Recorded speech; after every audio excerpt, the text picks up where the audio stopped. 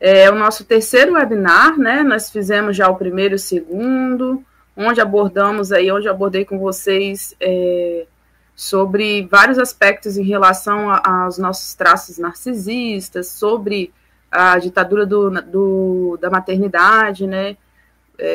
Levei vocês a estarem questionando, né, sobre a maternidade, sobre como agir com os filhos e também sobre os nossos traços narcisistas, né? Que todos têm, alguns menos, alguns mais, enfim. Todos nós acabamos tendo traços. E também dei algumas dicas, né, de como a gente pode estar aí reprogramando aí esses traços tóxicos e narcisistas. E agora, eu vou dar início em relação aos filhos mesmo, né? Eu dei uma pincelada mais ou menos por cima sobre a educação dos filhos, sobre controle, sobre que muitas acham que controle e proteção é a mesma coisa, quando na verdade não são. Nem sempre uma mãe que é protetora, ela vai deixar de ser controladora. Normalmente o controle está junto e isso atrapalha a criação dos filhos. Então dei uma pincelada em vários temas. Agora, porém, eu vou vou falar realmente sobre a questão dos filhos mesmo, né? Mas para a gente falar de filhos, a gente tem que falar um pouco sobre a gravidez, não tem como a gente separar, né? A gravidez interfere muito na criação dos nossos filhos, o ambiente ao qual a gente viveu interfere muito, né, na gravidez em relação aos filhos. Bom, para aqueles que não me conhecem, vão assistir esse vídeo depois. Eu me chamo Virginia Kozer, sou sobrevivente de narcisismo materno, autora do curso Como Superar Mães Narcisistas, terapeuta Ayurveda, ainda em formação, estudante de nutrição. Eu sou mãe da Yasmin, de 18 anos, e da Ana Luísa, de 8 anos, e tenho alguma bagagem, né, de como ser mãe mesmo, e também do que eu aprendi, do que eu estudei, e também da minha mentora Cristal. Um beijo, Cristal, para você, que foi minha mentora e que me ajudou muito. Eu tinha muita dificuldade em relação à criação das minhas filhas, em relação a traços narcisistas, né? Já comentei com vocês, não foi fácil, mas a gente consegue vencer, principalmente reconhecendo, né? A gente se humilhando, no sentido de humildade, para reconhecer os nossos traços e trabalhar pelo bem dos nossos filhos e pelo bem da gente mesmo, que a gente acaba depois se sentindo culpada quando a gente erra, mas às vezes a gente não quer dar o braço a torcer, né? Com medo de ser taxada como mãe narcisista, enfim. O webinar de hoje é Ser Mãe Brilhante compreender seu filho para auxiliá-lo em seu desenvolvimento. Então, o desenvolvimento da criança, o desenvolvimento psicológico da criança está em formação quando, né, eles estão na nossa barriga, estão no nosso ventre, estão lá no nosso útero, né? Tudo que acontece externamente com a mãe na gravidez, a criança sente, né? Algumas pessoas não sabem isso, então por isso é importante a gente estar num ambiente acolhedor, um ambiente tranquilo, quando a gente está grávida, né? Porém, nós sobreviventes de mães narcisistas, né, muitas tiveram filhos na casa da mãe narcisista, morando com a mãe narcisista, e esse ambiente foi bem hostil, ou parceiros abusivos. Tem muitos relatos aí de filhos sobreviventes que se envolveram com parceiros abusivos, violentos, que agrediam, que humilhavam, e a gravidez foi bem complicada, e muitas também relataram que tiveram depressão durante a gravidez. Então, a gravidez foi complicada e isso interfere, sim. A partir da terceira semana, se eu não me engano, começa a formação do cérebro do bebê, né? E aí ele já começa a armazenar essas informações. Tudo que a gente sente, né? O sentimento, ele não é algo abstrato.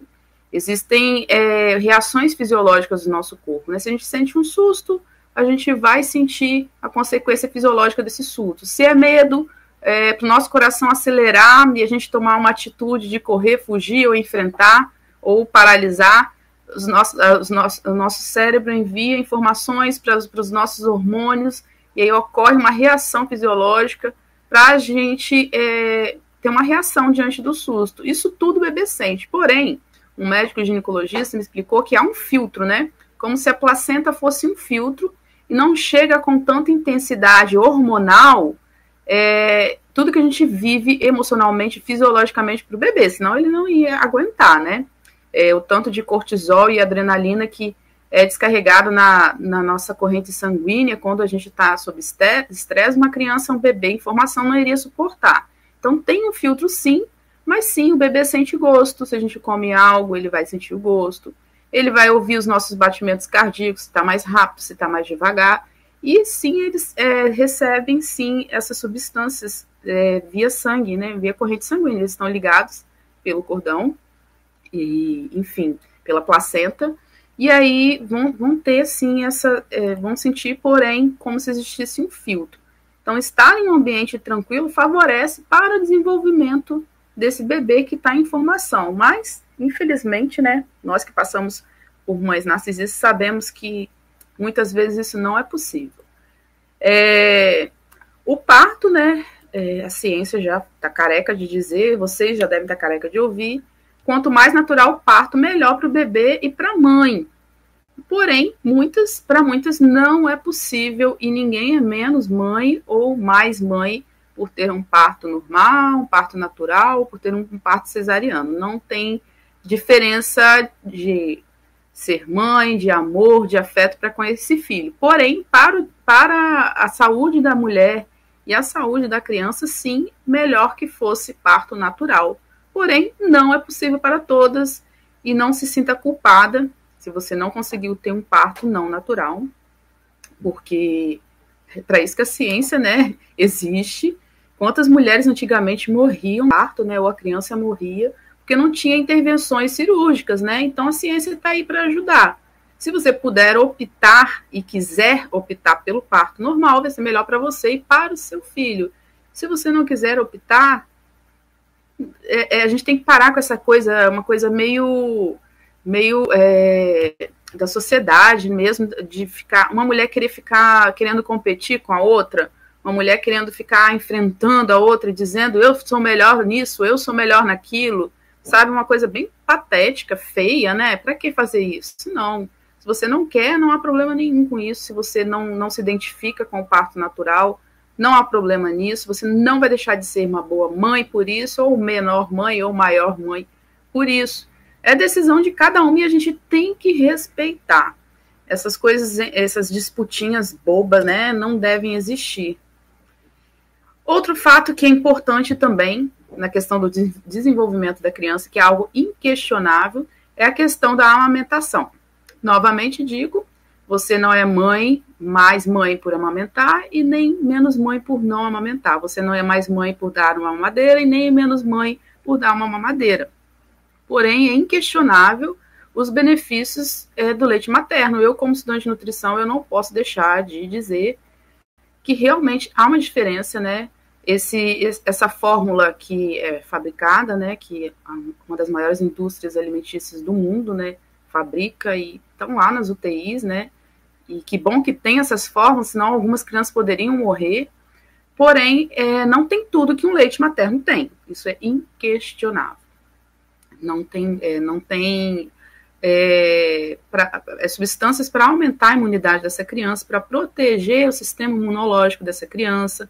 Não vão ter todas as características do leite, todas as vitaminas feitas de forma sintética, as vitaminas, porém não é a mesma coisa de que é direto da fonte, né? A forma como é metabolizada, o leite da mãe, ele é preparado realmente para que essa criança possa absorver esse leite da melhor forma possível.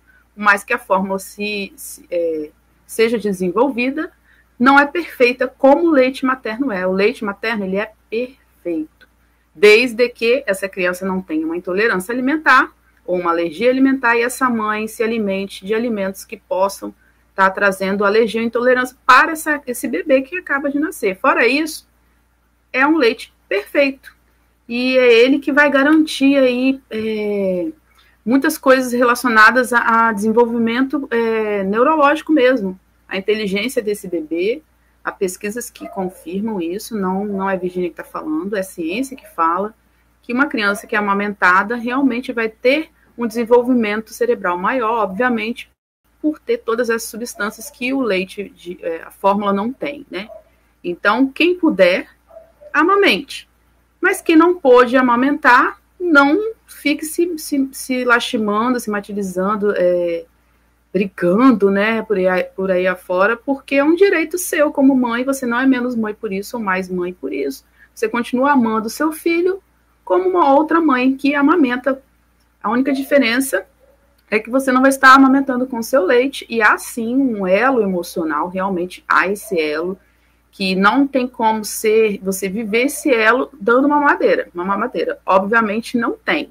São questões químicas e hormonais que acontecem quando a criança pega o peito da mãe, a saliva da criança em contato com o bico do seio da mãe, pode estar trazendo aí várias respostas e preparando até, inclusive, esse leite com algumas substâncias que estão faltando, de repente, de imunidade, alguma substância que esteja faltando no filho, essa substância, essa informação chega na saliva, e aí, pelo seio da mãe, esse leite pode ser modificado. A mãe também ocorre várias questões fisiológicas para a questão da recuperação do parto, por conta dessa sucção do bebê, uma resposta do corpo dizendo que a mãe está na hora de cicatrizar tudo aquilo que foi, de repente, cortado, costurado, ou do parto normal mesmo. Então, é inquestionável como que realmente é bom para a mãe e para o bebê. Porém, não foi possível para você, continue fazendo o que você faz, que é dar o seu melhor, que você tem de melhor para o seu filho, que é seu amor. Independente se você vai dar o seu seio, se você vai alimentar seu bebê ou não, dê o seu melhor, que é o seu amor. Eu queria dar uma ênfase na amamentação por questões que, assim, eu vejo pouco falar. O primeiro é que o SUS faz uma propaganda gigantesca, né? A gente aprende sobre o leite materno na faculdade de nutrição, o SUS faz cartaz, faz propaganda da mãe feliz, sorridente, amamentando, e eu, sinceramente, precisei do SUS 8 anos atrás, quando minha filha nasceu, e eu não sabia da pega correta, e eu fui até o posto de saúde e pedi, né, que me orientassem, as enfermeiras me orientassem como que é a pega correta. Perguntei, como é a pega correta? Eu não sei não, vou chamar fulano. Perguntou uma para outra, por fim parou em uma que me disse assim, pega correta? É só você pegar o peito, botar uma compressa quente e passar um pente que tem uma simpatia que é ótima para desempedrar o leite. Eu fiquei, não é a pega correta, não é isso não. Não é porque o leite tem empedrado, não, é porque tem uma simpatia que é ótima. Eu só quero saber como que eu coloco a boca da minha filha no meu peito corretamente. Isso aí eu não sei como que é, não. Então, há uma romantização em relação à amamentação e é algo muito difícil. Principalmente para mãe de primeira viagem ou mãe que nunca, que não tinha amamentado anteriormente. A minha filha mais velha, quando ela nasceu, e foi em um hospital particular, eu tive acesso e tudo. Ninguém sabia, ninguém me ensinou a pega correta, nem no hospital particular na época, 18 anos atrás. E aí meu bico foi só ferindo a ponto de ter ficado pendurado. O corte, a fissura foi tão forte que meu bico pendurou, quase que eu perco meu bico. Surreal, minha filha mamava com sangue, eu desmaiava na hora das mamadas, apagava. E aí eu não conseguia amamentar, infelizmente não conseguia amamentar porque eu não tive instrução, com a mãe narcisista buzinando no meu ouvido, dá mamadeira, você não morreu porque eu tomo mamadeira, dá mamadeira. Do outro lado, o meu ex-marido que trabalhava no hospital, que tinha uma consciência de leite materno, ficava buzinando, não, dá, mãe narcisista, não, eu surtando no meio dos dois brigando, e meu bico do peito quase caindo. Decidi com 25 dias ou 30, não, uns 45 dias eu decidi deixar de amamentá-la. Por falta de orientação, realmente não tive quem me orientasse. Então eu gosto sempre de falar isso quando eu vejo uma amiga minha estar grávida. Eu sempre gosto de comentar porque faz-se uma romantização da amamentação como se fosse algo fácil. E nem sempre vai ser fácil. Na maior parcela das vezes, pelo que eu ouço, não é fácil. Tem uns GIFs na internet, né, sobre a pega correta, que dá para você entender. Às vezes fica difícil de assimilar. Eu só consegui fazer a pega correta porque meu marido entendeu o GIF, né, a forma como era a pega correta, e ele pegou uma boneca e fez no peito dele, no bico do peito dele. E aí eu consegui entender como que funcionava a pega correta. Depois disso, nunca mais eu tive dor, porque realmente o que faz rachar é essa pega quando ela é errada. Então, a gente tem que falar sobre isso. Outro fator que não posso deixar de falar é que a amamentação tem que ser um momento de tranquilidade. Com uma mãe narcisista buzinando no ouvido da gente, é difícil, né? E o estresse pode trazer problemas do leite secar, de demorar para descer, principalmente se for um parto cesárea. Ele pode demorar a descer por questões da anestesia ou por questões de estresse. Existem casos raros que a mãe realmente não tem leite, tá? Principalmente se ela fez alguma cirurgia na mama. Acontece, porém é raro. O que eu mais vejo realmente são pessoas que não se identificaram com a amamentação e têm vergonha de dizer como se fosse um crime. E aí falam que o leite secou. Obviamente, se seu filho não amamenta, se você não dá o seu seio, não oferece e dá a mamadeira, obviamente esse leite vai secar porque a fabricação do leite é estimulado pelo bebê sugando. À medida que está sugando, está fabricando. Se você não dá, né, não dá mamar, esse leite vai secar como consequência. E como eu falei, algumas realmente não vão se adaptar à amamentação, porque é algo muito cansativo, muitas vezes vai doer, e tem mulheres que não se identificam. Algumas não se identificam por não terem sido amamentadas pelas suas mães. Já fiz uma pesquisa no grupo Flor de Lótus e 90% das mães narcisistas não amamentam. Então, nós não tivemos essa informação, né, no nosso subconsciente da amamentação, porque nós não fomos amamentados. Normalmente, 10 dias, 15 dias, 25 dias. É um elo afetivo muito forte. E a mãe narcisista não consegue administrar isso. E possivelmente também não foi amamentada. Talvez foi, mas se transformou no ser narcisista. E o elo sentimental da mãe para com a filha ou filho, ela não consegue ter. Isso não significa que quem não amamenta é narcisista, tá? Porque as pessoas gostam muito de colocar palavras na boca e torcer o que as pessoas falam. Não estou falando que quem não amamenta é narcisista, mas estou dizendo que a mãe narcisista, normalmente, ela não amamenta. E aí a gente não tem essas memórias, né? E aí quando a gente se depara com a amamentação, a gente não consegue ter memórias que ficam guardadas, que lembrem esses momentos de prazer com a nossa mãe. Então, se você foi amamentada pela sua mãe, possivelmente você não vai sentir nenhum desconforto, não vai ser algo estranho para você amamentar, porque você já viveu isso no passado, com sua mãe uma vez te amamentou e foi prazeroso, foram 6 meses e foi algo normal, né? Não como as mães narcisistas fazem, que falam que não secou leite, mentira. Vários relatos, vários incontáveis relatos, que a mãe narcisista só amamentou o dourado, ou a dourada, né? Só tinha leite pro dourado, né? Pro bode não tinha. Por aí. Tem sobreviventes que têm filhos por vários motivos, né? Porque vai sair da casa da mãe narcisista, se tiver filho, vai casar, para suprir carências emocionais. E chegam a uma gravidez ainda muito machucadas, muito feridas. E quando esse bebê nasce, além de sofrer talvez depressão durante e depressão pós-parto, que mais da metade aí afirmam que já passaram por depressão pós-parto, isso é um número muito grande, 60% mais ou menos dizem que passaram por depressão pós-parto. Além disso tudo, de repente não consegue ter um elo afetivo com esse bebê, porque vocês sabem que amor maternal, que é inato, isso é fábula, não existe. Talvez você pode construir uma relação amorosa com seu filho na barriga. Talvez você não consiga ter essa construção durante a gravidez, né? Por questões de não passar pelo processo de cura, de não ter sido amada, não ainda possui essa capacidade. Você é um monstro por isso? Não, você não aprendeu a ser amado, você não teve a experiência, a vivência de ser amada. De repente você se encontra grávida numa gravidez indesejada, sofreu abuso e ficou grávida.